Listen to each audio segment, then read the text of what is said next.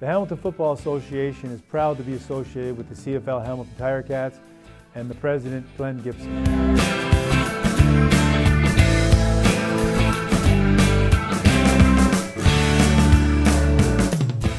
At the head office of the 2013 Grey Cup finalist team, the Hamilton Tiger Cats, and today I got a chance to talk with Ticats president Glenn Gibson. He told me about the recent successes in Hamilton football and where we can expect to see it to go in the coming years.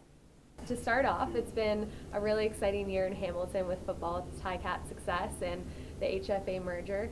So what have your thoughts been on the past year?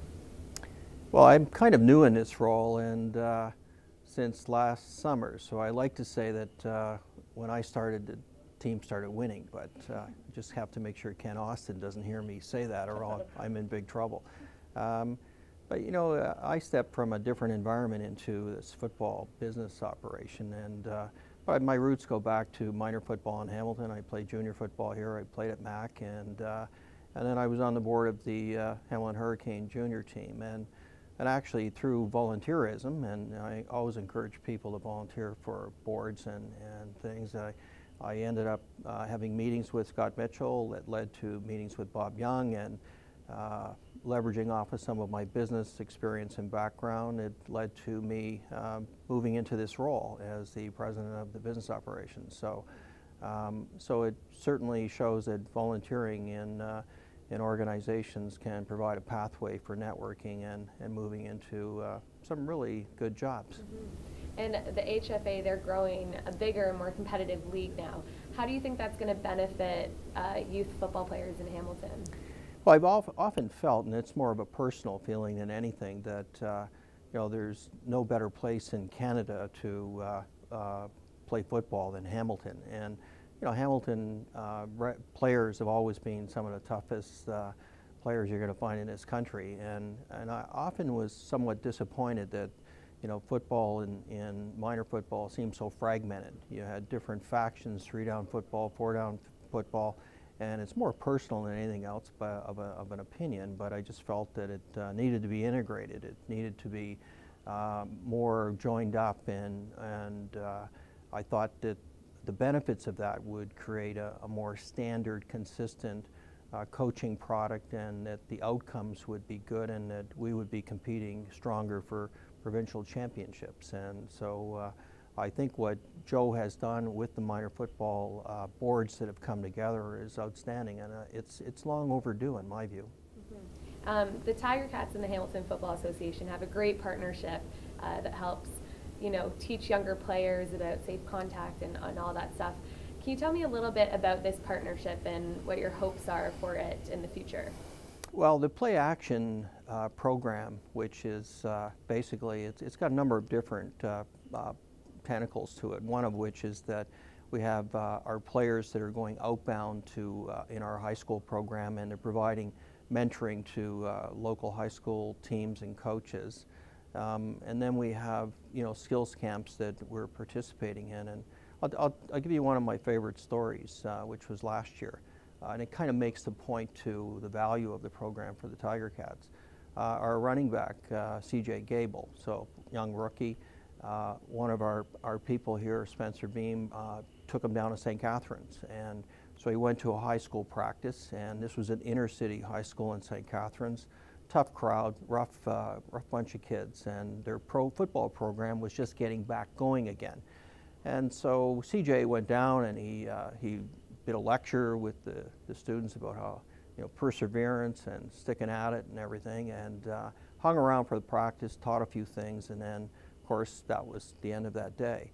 And 3 days later he went back, unbeknownst to us, and went to watch one of their games, and he was talking to the kids coming off the field, and then you fast forward another few days, and then he's back again. And so, you know, here was a guy that, you know, it's an hour drive from here to practice, it's his own time, and there he is, he's driving back, and it was phenomenal, the impact he was making. And I was getting an email from his coach at the high school, and it was great. But then you fast forward to the playoffs and in Guelph, and we were able to provide tickets for 40 of these kids to come see CJ play. And so they managed to get the school bus, which wasn't easy from what I heard, and they came to Guelph. These kids had never been at a football game before, wouldn't have known the Tiger Cats from a hole in the head, could care less about CFL football, and yet here they were, 40 kids came to Guelph. They had signs. When the game ended and we won the game, they came down to the locker room to see CJ, and you know, so it was one of those moments where you look at the program we're running and you look at the impact of it on 40 kids, and then you just step back and you say, you know, like, we're doing some really good things here. That story never made the newspaper. It didn't make it into the public domain, but it sure made its way to me, and I certainly made sure CJ was well aware of the impact that he was having and how proud we were of what he did. Yeah, and you mentioned the players being able to have a big impact on younger players, and Joe and the HFA have been rolling out this safe contact lesson. So what do you think the importance of the HFA teaching these young players about safe contact is?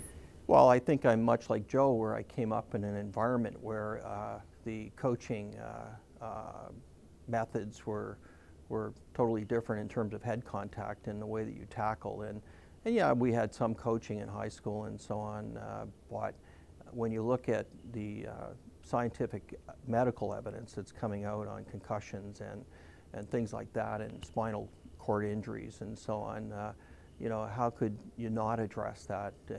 And I think what I like about their program is it's being done in a professional, well-organized way, and it's well thought out, it's well organized, and you know, it's going to have a great impact on our kids, and we need safe environments for our kids to play.